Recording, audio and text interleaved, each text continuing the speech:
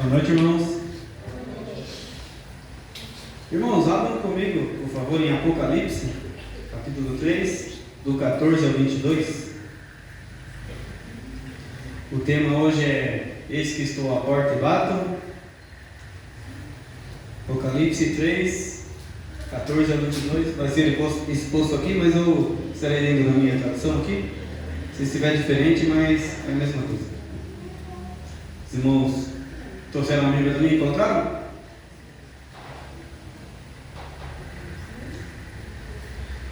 Escreve ao anjo da igreja em Laodiceia: essas coisas diz o Amém, a testemunha fiel e verdadeira, o princípio da criação de Deus. Conheço tuas obras, sei que não és frio nem quente. Antes fosse frio ou quente. Assim, porque tu és morno e não és quente nem frio, estou a ponto de vomitar-te na minha boca. Porque tu dizes: sou rico, tenho prosperado e nada me falta, mas não sabes que és infeliz, miserável, pobre, cego, nu. Eu te aconselho que compres de mim ouro refinado no fogo, para que te enriqueças, roupas brancas para que te cubras a vergonha da tua nudez não seja mostrada, e colírio para que aplique sobre os teus olhos e enxergues. Eu repreendo e castigo a todos quantos amo.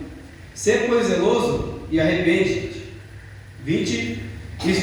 Estou à porta e bato. Se alguém ouvir a minha voz e abrir a porta, entrarei em sua casa e cearei com ele e ele comigo. Ao vencedor eu lhe concederei que se assente comigo no meu trono, assim como eu venci e me assentei com meu Pai no seu trono. Quem tem ouvidos, ouça o que o Espírito diz às igrejas. Oremos. Senhor Deus, nós te agradecemos, meu Deus, por essa oportunidade, Senhor, maravilhosa, de estarmos aqui, Senhor, para prestar esse culto ao Senhor, Deus. Eu não tenho nada, Senhor, para oferecer para ninguém aqui, meu Deus, mas aqui está a Tua palavra, meu Deus. Ela é viva, ela é eficaz, ela nos transforma, meu Deus. Pedimos ao Senhor sabedoria, Senhor, entendimento, para que possamos expor esse texto aqui, Senhor, nessa noite, e que isso cause, Senhor, edificação, Senhor, para todos nós aqui, Senhor.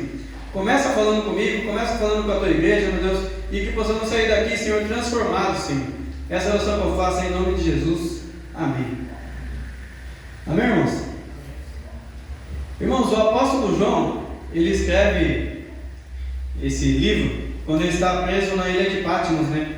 Por volta do ano 95 e 96 depois de Cristo.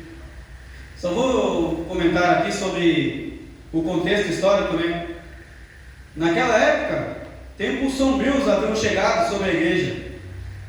Anos antes, no ano 54 depois de Cristo, né? Nero assume como imperador de Roma, com apenas 17 anos de idade. Nero, ele era um homem louco, um homem lunático, assassino. Ele mandou matar sua própria mãe e outros membros da sua família. 10 anos depois, no ano 64, precisamente no dia 17 de julho de 64, dizem os historiadores que Nero, querendo reconstruir Roma, uma cidade mais bonita, mais bela, ele mandou incendiar a cidade de Roma, e esse incêndio ele durou 7 dias, 7 noites, até o dia... Até o dia 17 de julho de 64. Não, perdão, irmãos. Isso. Foi do ano 64, né, mais precisamente no dia 17 de julho de 64. Dizem os historiadores que esse incêndio, né, tão terrível, dos 14 bairros que tinham ali em Roma, né, 10 bairros eles foram destruídos por esse incêndio terrível, e apenas 4 bairros não foram devastados por esses incêndios aí terríveis. E esses 4 bairros que sobraram, irmãos, ele era povoado por judeus e cristãos. Então aí era um álibi, uma desculpa para ele colocar essa culpa do incêndio nos cristãos. E a partir daí, diz os historiadores, né, que começou a perseguição terrível, horrorosa aos crentes. Os historiadores dizem que faltou madeira para fazer cruz, tamanho número de Os historiadores dizem, irmãos, que faltou cruz, tamanho a quantidade de pessoas que foram mortas e foram crucificados naquela época. Então, e quando faltou madeira para fazer cruz, muitas vezes eles eram pendurados em postes, eles eram colocados piches em cima deles, tacado fogo e eles iluminavam a cidade de Roma. Foi um verdadeiro banho de sangue. No ano 68, Nero ele foi deposto, do seu senado, do seu reinado, do imperador, pelo senado do romano, e ele entra em crise e ele comete suicídio. No ano 70, Tito cerca Jerusalém, invade Jerusalém, queima o templo de Jerusalém e ele mata milhares de judeus e cristãos. Promove a maior dispersão entre os judeus, desde do ano 70 até 14 de maio de 1948, quando Israel ele volta para o seu território. E se cumpre a profecia de Jesus, que ele disse que não ficaria pedra sobre pedra, que o templo seria destruído, de Jerusalém. Nesse mesmo ano 70, Vespasiano inaugura o Coliseu Romano. E em uma festa de 100 dias de inauguração, mais de 10 mil crentes são mortos com tamanha crueldade. Eles eram enrolados em peles de animais, para os cães morderem lá na arena, para serem pisoteados pelos touros e para serem devorados pelos leões. Foi um massacre. No ano 81, assume Domiciano como imperador. Ele foi conhecido como o segundo Nero, tamanha a sua brutalidade e crueldade, com que ele perseguia e matava os cristãos. Foi esse imperador, Domiciano, ele já havia tentado matar o apóstolo João em uma frigideira gigante, em óleo, mas Deus o livrou milagrosamente, ele saiu ileso. O apóstolo João saiu ileso. E esse Domiciano foi quem tentou calar o apóstolo João, que era o último apóstolo do Senhor vivo naquela época. Então ele tentando calar João, ele exila João para a ilha de Patmos, a quem João escreve essa carta. E quando parecia que as portas da terra tinham sido fechadas para João, Deus ele abre uma porta no céu e ele diz, sobe para cá que eu lhe mostrarei as coisas que hão de acontecer. E esse era o contexto daquela época, irmãos. Os cristãos estavam enfrentando perseguições terríveis, Eu só não citei aqui, mas o Domiciano, esse imperador do ano que ele reinou no ano 81 ele tomou o título para si como Senhor e Deus. Então aqueles que não o adoravam, aqueles que não prestavam esse culto a esse imperador, eles eram perseguidos e eles eram mortos. E ele tentando calar João, o último apóstolo vivo, ele exila João para lá, para essa ilha de Patmos. E Deus ele abre essa porta no céu e ele diz para João, escreve essas coisas, escreve as 7 igrejas. Só que eu gostaria de frisar hoje sobre a igreja de Laodiceia. Tem muitos ensinamentos, muitas lições nas outras igrejas, nas outras 6 igrejas, mas eu gostaria de frisar hoje sobre a igreja de Laodiceia. E eu gostaria de fazer uma pergunta para mim, para você. O que você pensa de si mesmo? Se examinando, qual o seu diagnóstico? Vamos dizer assim, você olhando para o espelho, olhando para você mesmo, o que você diria de você mesmo? Será que você se examinando, você diria que tem algo bom de você, Outra pergunta, será que você fazendo uma autoanálise, Deus teria a mesma autoanálise de você, o mesmo diagnóstico sobre você, do que você próprio tem sobre si mesmo? Acompanhe comigo, irmãos, no versículo 14, que aqui Jesus ele está se apresentando, ao anjo da igreja em Laodiceia, escreve essas coisas. Essas coisas diz o Amém, a testemunha fiel e verdadeira, o princípio da criação de Deus. Aqui Jesus ele está se apresentando, irmãos, dizendo aqui, Ele é o Amém de Deus, Ele é a testemunha fiel e verdadeira, o princípio da criação de Deus, como diz o louvor aqui, porque dele, por Ele, para Ele são todas as coisas, Ele era a palavra estava com Deus, e era Deus, foi igual com Deus, Ele subsistiu em forma de Deus. sua palavra merece crédito, né? Temos que acatar o que ele está dizendo para nós. E eu gostaria de fazer um desafio para vocês, para mim, quando eu estava lendo esses versículos, gostaria que você colocasse o seu nome aqui nessa carta. Que em vez de dizer que está escrito para a igreja de Laodiceia, você colocasse o seu nome. Escreve ao Joaquim, escreve a Sabrina, escreve ao Jonathan, escreve ao Kaique. Essas coisas escreve ao Joaquim. Ele é o amém de Deus, né? E o que ele falará essa noite, o que ele falará para nós aqui, merece crédito. Devemos acatar o que ele está falando, porque ele é o amém de Deus, ele é o Todo-Poderoso. Irmãos, é interessante aqui, antes de nós entrarmos aqui a partir do versículo 15, que das 7 igrejas aqui, 5 igrejas, Jesus ele diz assim: conheço as tuas obras. Para 5 igrejas, essa palavra ela se repete, se estribilha, ele se repete: conheço as tuas obras. Acompanhe comigo no versículo 15, que diz aqui: conheço tuas obras, sei que não és frio nem quente, antes fosse frio ou quente. Irmãos, uma coisa interessante aqui é que Jesus ele conhece cada um de nós. Ele que é o princípio da criação de Deus, a sua palavra é fiel e verdadeira. Ele está dizendo aqui que ele tem conhecimento sobre nós. Ele conhece a nossa vida, né? Muitas vezes aquilo que a minha esposa não vê, aquilo que meu pai não vê, aquilo que a minha mãe não vê, o meu irmão não vê, ele conhece. Ele sabe a nossa vida.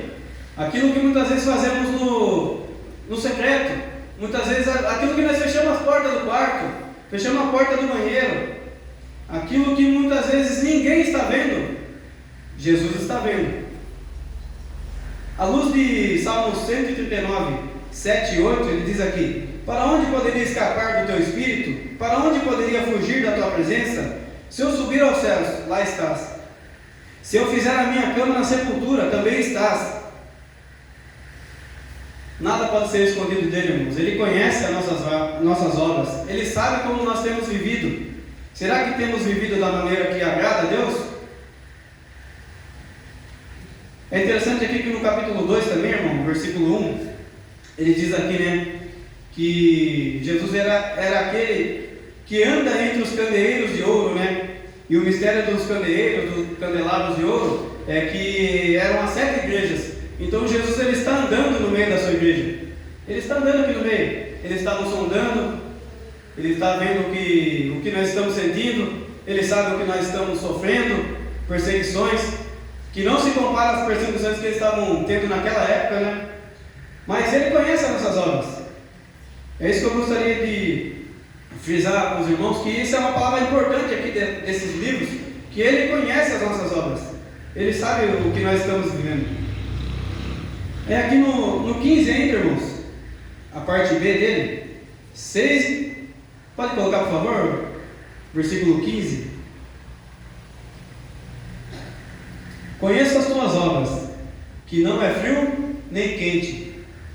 Gostaria que fosse frio ou quente. Irmãos, aqui Jesus, ele está não só se apresentando, mas ele está provando ali que ele conhece sobre a nossa vida. Eu vou só citar aqui algo que acontecia ali geograficamente ali naquela época. Por que Jesus está dizendo isso, né? Eu sei que vocês não são frio nem são quente. Antes fosse frio ou quente. É que naquela época, irmãos, existiam 3 cidades ali. Essa cidade de Laodiceia, né? Ela ficava no meio. Tinha uma cidade que ficava a distância de 8 quilômetros, era Hierápolis.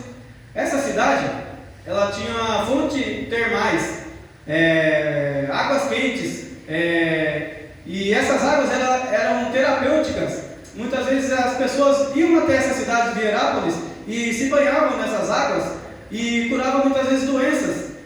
Existia também uma cidade 8 quilômetros também de distância de Laodiceia, era a cidade de Colossos. Ali também tinha uma fonte de água, só que essas fontes de águas eram fontes de águas frias, geladas. muitas vezes essas águas também, as pessoas iam até esse local para se banharem, né, nessas águas, e também curavam muitas doenças.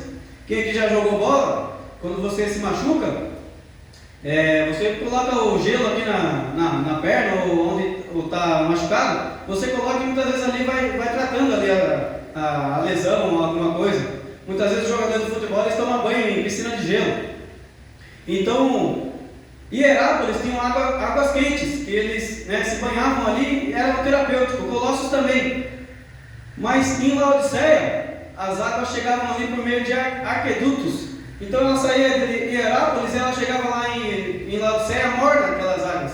Que essas águas eram impróprias para beber e impróprias para o uso terapêutico também. Então Jesus ele conhece as nossas obras. Ele pega esse gancho da geografia e diz para a igreja: antes vocês fossem frio, como a igreja de Colossos, né, como a cidade de Colossos, que tem essas águas geladas. Antes vocês fossem quente, como a cidade de Hierápolis, que também tem essas águas de fontes termais, águas quentes. Mas vocês são mornos, que a água chegava ali morna ali na cidade de Laodiceia.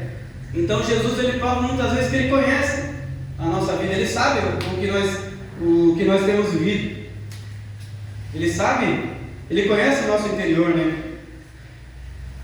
Irmãos, acompanhe comigo também no capítulo, versículo 16 e 17, que Jesus ele vai dar o diagnóstico, né? O que ele está vendo na igreja que não está agradando a ele, né? Acompanhe comigo no 16 e 17. Qual é o diagnóstico de Jesus?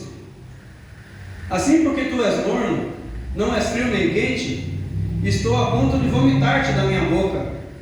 Porque tu dizes: sou rico, tenho prosperado, e nada me falta, mas não sabe que és infeliz, miserável, pobre, cego e nu. Agora ele vai um pouco além, irmãos. Ele diz aqui, né? Primeiro ele falou, né? Antes fosse frio ou quente. Agora ele está dizendo aqui: porque tu és morno, e não é frio nem quente, estou a ponto de vomitar-te da minha boca. É uma palavra pesada, né, irmãos? Muitas vezes ouvir isso do próprio Jesus, que ele está falando para a igreja isso, né? Ele está falando para a igreja, ele não está falando para o incrédulo aqui, para a pessoa que não aceitou Jesus, para a pessoa que não serve a Jesus. Ele está falando para a igreja. Ele está dizendo: vocês estão sendo mornos, vocês são mornos espiritualmente falando.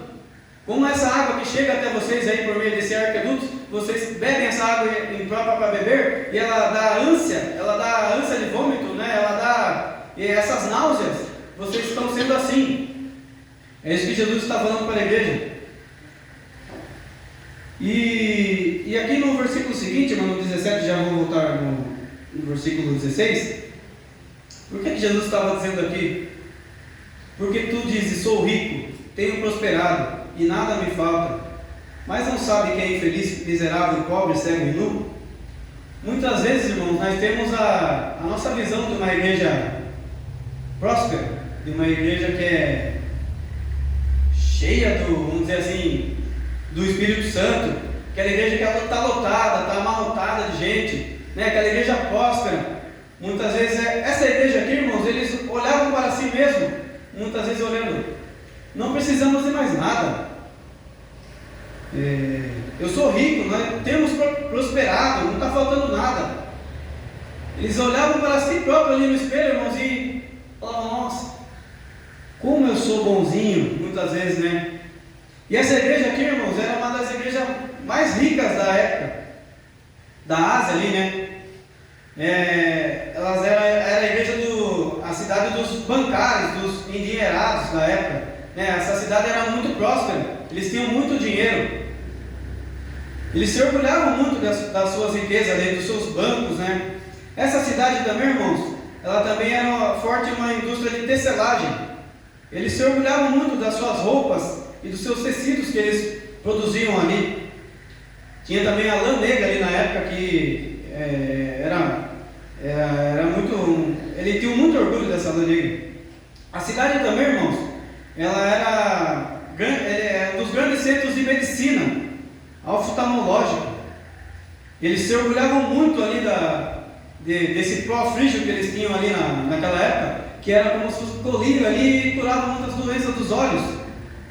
Então eles se orgulhavam muito disso, dos seus dinheiros, eles se orgulhavam das suas roupas, eles se orgulhavam dos seus colírios, das suas medicinas que eles tinham ali. E eu pensando um pouco, irmãos, muitas vezes, né, eles poderiam ter o maior templo, a melhor igreja, né, os melhores instrumentos, eles poderiam ter, vamos dizer assim, tudo do bom e do melhor, mas o que eles pensavam deles mesmos, Jesus não pensava. Jesus falava assim: vocês acham que vocês são ricos por causa dos seus bancos, dessas coisas que vocês têm? Vocês são pobres. Vocês acham que vocês, por causa dessas roupas que vocês se orgulham tanto, mas na verdade vocês estão nus, vocês estão sem roupa. Vocês se orgulham tanto desses colírios que vocês colocam nos seus olhos, que muitas vezes cura das doenças, mas vocês são cegos espiritualmente. Vocês são pobres, vocês são nus e vocês são cegos espiritualmente. É duro muitas vezes essa palavra, meu irmão, mas Deus, Ele conhece o nosso coração. Ele sabe aonde que nós temos colocado a nossa fé. Ele sabe em quem nós temos acreditado. Ele sabe da maneira que nós temos vivido. Muitas vezes o que pensamos de nós mesmos não é o que Jesus pensa de nós, né? Pense um pouquinho nessa noite. O que Jesus está pensando de mim? Será que eu tenho dado fruto? Será que eu tenho sido luz? Pense um pouquinho nessa noite, irmãos. E esse era o diagnóstico que Jesus tinha sobre a igreja, né, de Laodiceia.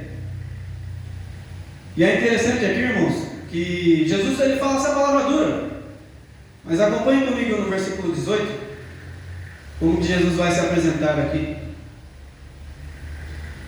Eu te aconselho que compres de mim ouro refinado no fogo, para que te enriqueças, roupas brancas para que te cubras e a vergonha da tua nudez não seja mostrada, e colírio para que apliques sobre os teus olhos e enxergues. Jesus, ele está dando um conselho aqui, irmãos. Ele está dando um conselho para mim, para vocês, para cada um de nós nessa noite.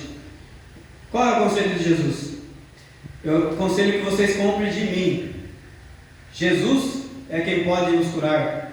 Jesus é quem pode nos deixar rico, mas rico espiritualmente. Jesus é que pode nos dar roupas, como ele estava dando roupas para eles aqui, né? Vestes brancas, para que cubra a vergonha da nossa nudez. Jesus é quem pode curar a nossa cegueira espiritual, né? Colírio, compre de mim colírio e aplique nos seus olhos para que realmente vocês enxerguem, porque vocês estão sendo cegos, vocês estão achando que você é uma coisa, mas na verdade vocês estão sendo outra. E é interessante que Jesus está aconselhando, mas como uma forma de mercador aqui, irmãos. Compre de mim, é de mim, não há outro caminho a não ser eu. Compre de Jesus, né?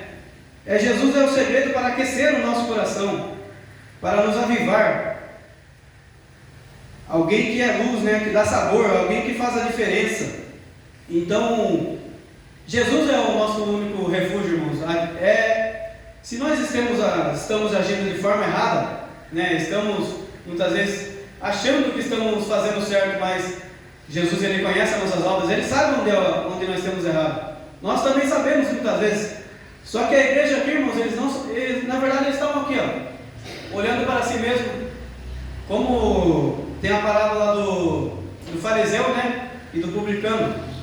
O publicano, os dois chegaram para orar, né, no templo, e o publicano ficava aqui, ó, e o fariseu ficava aqui. Só que, ó, como eu posso dizer, né? Senhor, eu te agradeço porque eu não sou igual a as outras pessoas e igual a esses publicanos, né? Esse pobre pecador, né? Eu dou o dízimo, eu tenho jejuado, eu tenho feito as coisas certas.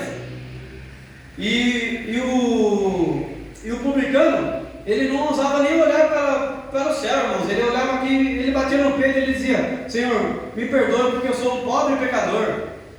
E Jesus, ele fala: quem saiu justificado para a sua casa foi o publicano, o pobre pecador, quem não se achava nada, porque nós não temos nada. Por isso que eu fiz uma pergunta no começo: o que você pensa de você mesmo? nós não temos nada. Jesus tem. Ele pode nos avivar, Ele pode nos transformar. Ele pode nos transformar e nos fazer voltar a ter intimidade com Ele novamente. Amém? Acompanhe agora comigo, irmãos, já estamos terminando, no versículo 19. Eu repreendo e castigo a todos quanto amo. Sê, pois, zeloso e arrepende-te. Deixa eu ler nessa versão. Eu repreendo e disciplino aqueles que amam. Portanto, seja diligente e arrepende-se.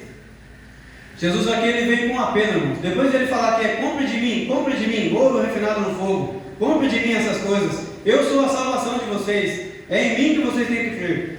E Jesus ele faz um apelo aqui, ele faz um apelo e uma ordem. Eu repreendo e eu disciplino todos a quanto amo. Esse é o apelo. Eu estou repreendendo vocês porque eu amo vocês. Eu estou disciplinando vocês porque eu amo vocês. Eu agora vou ser pai também. E eu fico pensando muito, como eu vou disciplinar o meu filho.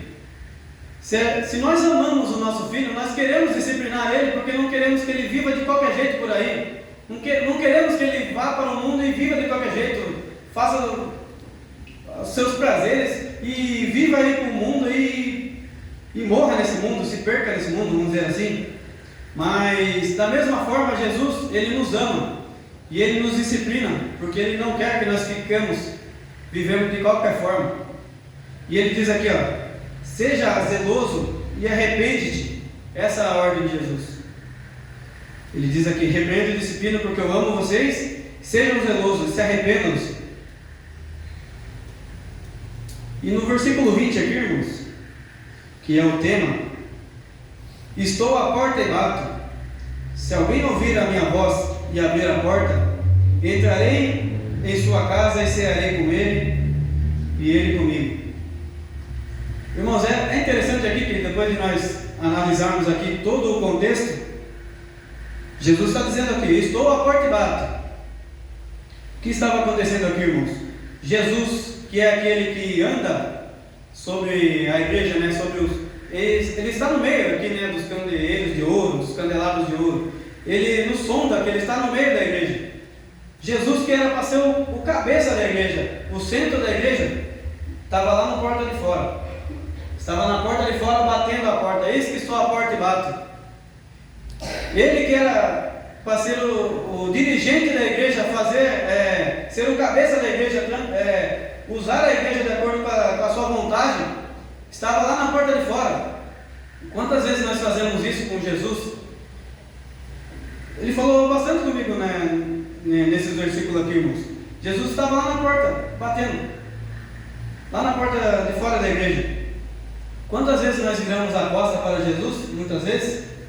E não ouvimos o que Ele tem para nos falar, E Ele é testemunha fiel e verdadeira, É a Ele que nós temos que ouvir. Muitas vezes nós fechamos a porta ali, assim, deixa que eu sei como viver, deixa que da minha vida cuido eu, vamos dizer assim, e deixa Jesus ali de lado. Mas Ele está falando para nós, sejam pois zelosos, se arrependam-se, deixa eu entrar aí dentro dessa igreja aqui e fazer a obra.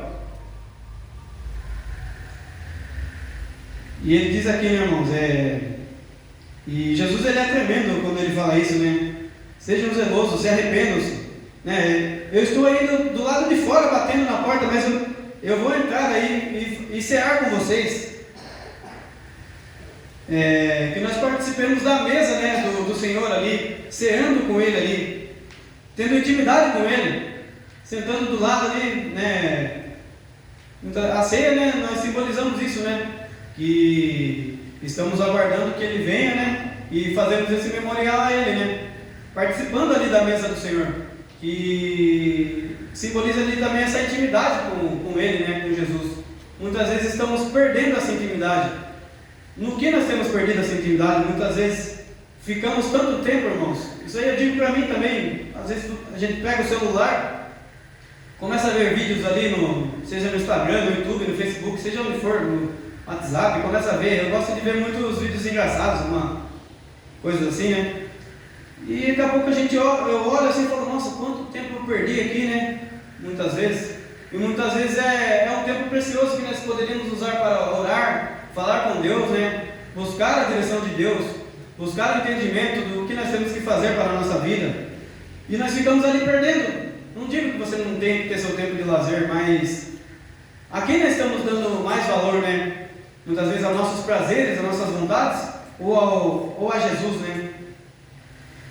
E para finalizar, irmãos, aqui no versículo 21 e 22, né, ele diz aqui: ao vencedor, eu lhe concederei que se assente comigo no meu trono, assim como eu venci e me assentei com meu Pai no seu trono. Quem tem ouvidos, ouça o que o Espírito diz às igrejas. Aqui no versículo 21 e 22, irmãos, tem uma verdade aqui maravilhosa e uma promessa. Aquele que participa da intimidade com o Senhor, né, que participa da mesa do Senhor, do íntimo do Senhor, como diz ali no versículo 20, né, eu entrarei na sua casa e cearei com você e você comigo. Aquele que participa dessa intimidade com o Senhor, né, ele se assentará com o próprio Jesus no seu trono, né? Ao vencedor eu lhe concederei que se assente comigo no meu trono. Aquele, vamos dizer assim, na nossa íntimo com Deus ali, né? No nosso secreto com Deus, na nossa intimidade com Ele, muitas vezes, que nós temos aquela intimidade com Jesus, Ele sai da intimidade do secreto e lá no trono vai ser público, né? Sentaremos com Ele, ao vencedor nós sentaremos com Ele no seu trono. Assim como ele venceu e se assentou com o Pai, né, no seu trono. Quem tem ouvidos, ouça o que o Espírito diz às igrejas. Então, irmãos, que nós possamos ser zelosos e Jesus, que muitas vezes ficou lá do lado de fora, batendo na porta, ele possa entrar, né, para nos avivar, né, para que nós possamos ser zelosos, nos arrepender muitas vezes e possamos ser avivados espiritualmente, né? Possamos voltar nessa, vamos dizer assim, muitas vezes no brilho nos olhos, muitas vezes, voltar a essa intimidade com Jesus, voltar muitas vezes, Senhor, nossa, aquele tempo de oração, né? Tão precioso que muitas vezes nós oramos no começo, né? Muitas vezes quando a gente medita na palavra e se derrama na palavra, né? Esse quebrantamento por Deus, muitas vezes está faltando essa chama, né? Essa luz, né? Esse avivamento dentro do nosso coração. Então, que nós possamos, irmãos, ser zelosos e que Jesus nos ajude a nos tornar quentes espiritualmente, né? E não sermos mornos, como ele estava falando para a igreja de Laodiceia. Que Deus nos abençoe.